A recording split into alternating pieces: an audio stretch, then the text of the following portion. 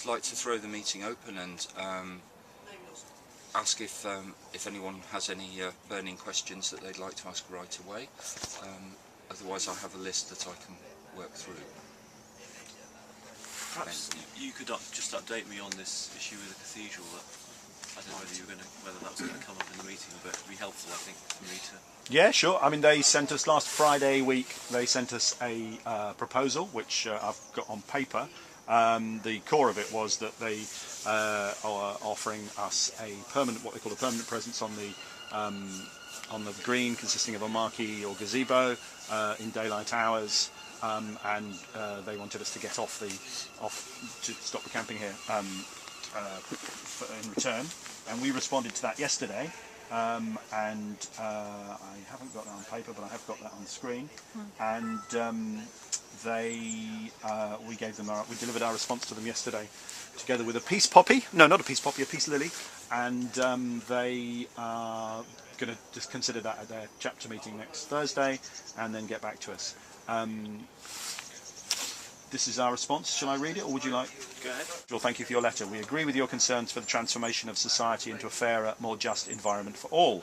We would also suggest that this is a greater issue than anything mentioned in your letter, and question the nature of the transformation that you seek. We would like to suggest that, based on the evidence that you offer, it is actions such as referring to property ownership and actually mentioning the amounts that you give to charity that is preventing you from truly engaging with the real problems in society. The cathedral may well be engaged in relieving the symptoms of social deprivation, but could also pay attention to addressing the causes. With reference to homelessness, for example, we actively engage with people on a holistic level, as complex human beings at difficult points in their journeys, rather than reacting to the social labels and symptoms with which they are burdened. In the acting dean's initial sermon regarding the Occupy camp, he said, "I like the idea of getting to know them," Occupy Exeter, "and perhaps their presence will also remind us of the need to get our priorities straight. You're welcome as ever to join us at our daily General Assembly meetings to discuss these issues in a truly democratic and open forum where consensus rather than tradition allows us to find common ground and resolve the issues presented to us. Our presence on the Cathedral Green is, as it has always been, because it represents the only green space with high public footfall in the city. Thank you for the offer of another tent. However, your terms would seem to nullify the very existence of our movement, occupation, and could not therefore be considered as a basis for a genuine partnership. Your neighbours, Occupy Exeter." That's what we sent to them, gave to them yesterday morning, and they're going to talk about it at their chapter meeting next Thursday. That's where we are. And since I'm facilitating and stacking, I get to speak next. You're stacking. And that's obviously in response to a one-page letter open letter that they sent to us, which I think is in the Express and Echo website, isn't it? It's been quite widely reported. Yeah, fair enough. So if I could just go on to comment that actually it's rather unfortunate and probably coincidental that this has all arisen, because our protest of course is not against the cathedral, but against the unfairness that seems to have developed, the continuous bailouts of banks and austerity measures that are being implemented to make ordinary people pay for the super rich's wealth. And more recently we've seen sales figures for things like Bentley, Rolls-Royce, Bulgari and so on, which are absolutely booming, and people are buying private aircraft and all this sort of stuff, whilst all the cuts are being implemented. So what we're after is taking a positive approach to creating a much more just society and trying to rediscover how to do that from the grassroots up. That's kind of my own personal view, obviously. One of the things that I've wondered about, and I've been to the St Paul's Occupy camp as well, is given that, and I think it's the same in Bristol, the Occupy movement, or the Bristol, Exeter and St Paul's ones, are on church land, whether it wouldn't be more effective to be on bankers' land or city institutions' land. Possibly. I mean, the reason we chose this place is because, as I say in the statement, it's It's the most public place. I mean, if you could recommend to us a good site, and if you could get us approval for going on a good site that's better than this, that would be great. Yeah, and just in the case of St Paul's, they originally wanted to go to Paternoster Square right in front of the stock exchange, but there was an immediate injunction out before they even got there, so they went to St Paul's. Yeah, they got kettled in there and they weren't able to leave. I was actually there that day, I remember it very clearly. It wasn't easy to get out of St Paul's for that matter, so yeah. But if you could get us approval to camp in front of a bank, then we'll move, but I don't see that happening anytime soon. We also picked the land here because it was the only wide open space in the city centre with a high public footfall. We weren't targeting the cathedral. We just knew that this would be the only convenient place to post an occupation, to have an occupation. Yeah, and we've been here. I mean, this is 9 weeks. Today's our 9-week anniversary, and I think that's quite an achievement in the winter. And I don't particularly want to spend a lot of time talking about the cathedral because that's not really why we're here. I mean, we have done outreach, as it were, into the city. We've done protests outside HSBC. We've done protests along bits of Princess Hay and elsewhere on the High Street. We've done subversive carol singing. We've done giving away food. We've done tea outside HSBC. You know, this is a base, I suppose. This is a base for action.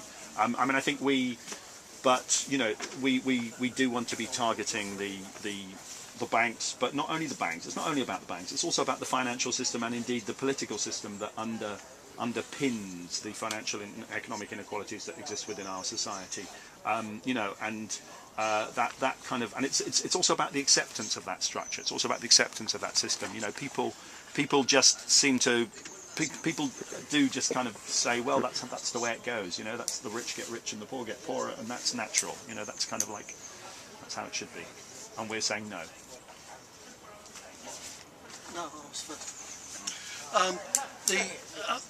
I would like to take up on the reason that we almost invariably end up near churches or cathedrals is because they seem to be very near to the money system power. So, you know, throw a stone and we're next to the banks around here. So, you know, the church and the banks do have an interweb, and they are connected. So I'm only speaking for myself. I'm not speaking for the assembly. So for me, this is a perfect choice. You know, we have to challenge it from the moral and the financial places.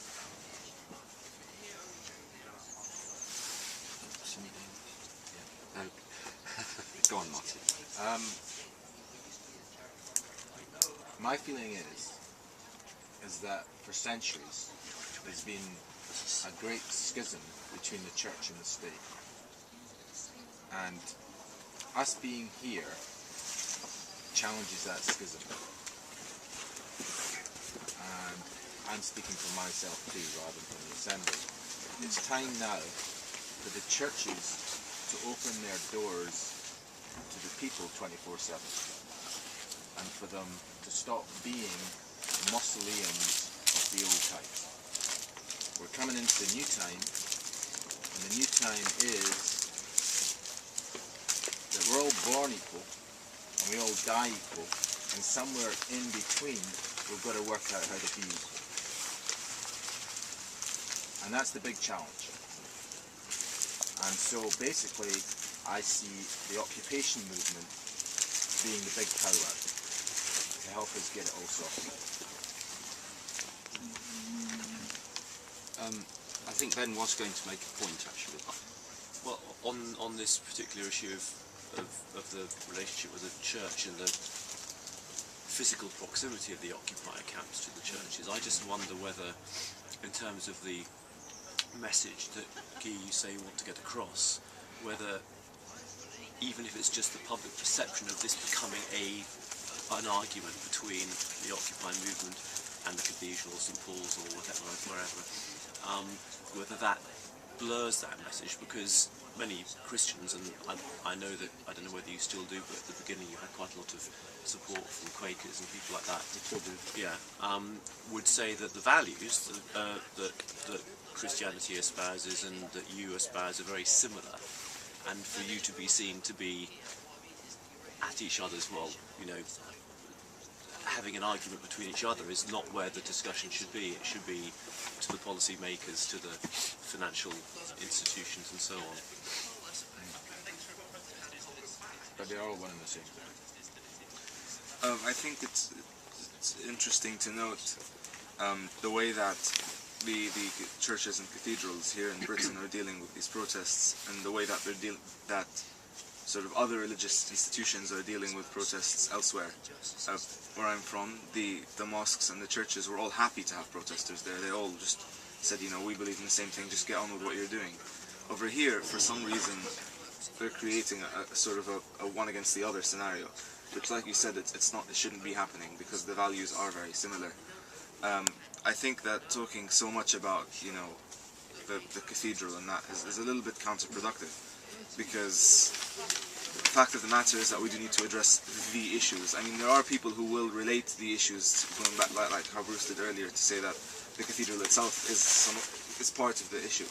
But if you look at the facts, I mean, there are ways that you can take them out of it, and there are still huge issues there. You know, like, you know, the way that the military-industrial complex works, or the way that banks get bailed out, or the way that people gamble on debts, or the way that people profit off poverty.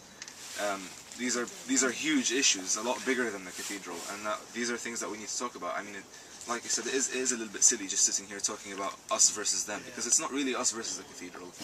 The cathedral shouldn't be sort of creating the scenario in which they say, we don't want them on our land, you know, they're like dirty and I don't know what. They should be, you know, fairly accepting of us, and we've seen elsewhere around the world outside of Britain that the cathedrals and the mosques and whatever institutions have been supporting these protests. It's only here in Britain and some other parts of the world where it's not really happening. Yeah, just very quickly, Ben, so that you know and may be able to use this piece of information usefully. The Quakers have actually offered to renovate the grass and reinstitute it after the camp disbands. So, you know, there's been a lot of talk about the grass, and we really don't want this to be about the grass. We just want it to be about, you know, what the issue is, really. Yeah. And the Quakers locally and the Quakers nationally. The Quakers locally have come out in support of Occupy Exeter, and the Quakers nationally have come out in support of the Occupy movement. And they're not, I mean, they're not the only ones locally. We've had good support from, not from Methodist clerics as yet, but lots of Methodists as well as members of the congregation. Oh, sorry. It's okay. Yeah, I mean, all of these are important issues, but I mean, one of the biggest issues that we face on the camp is the question of homelessness and people with problems, you know, the problems that are associated with homelessness. And so I would just like to introduce that into the conversation rather than just talking about the cathedral, which is kind of boring. I think what links all of this together is a democratic deficit, and I think personally I don't mind whether it's the Occupy movement that, as the economy probably gets worse and we have more problems in Europe and the world, that we ourselves get more support and the Occupy groups grow more numerous and larger, and then we start enacting changes in society, or that we make it possible for the Labour Party or even the Lib Dems or the Tories to represent the people much more effectively. I mean, like at the Tory conference you had, even with David Cameron's speech, you had only 4,000 people in the hall. It wasn't, I mean, the Prime Minister can't get his party into a conference hall. And I think that's, it's shocking, and it's something that we should be all trying to resolve.